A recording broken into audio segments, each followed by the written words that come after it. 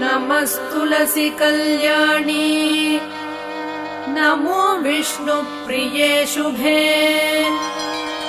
नमो मोक्षप्रदे देवी नमः सम्पत्प्रदायिके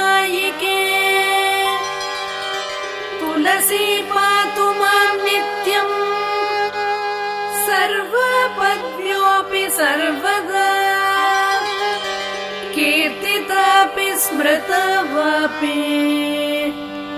पवित्रयति मानवम् नमामि शिरसा देवीं तुलसीं विलसत्तनुम्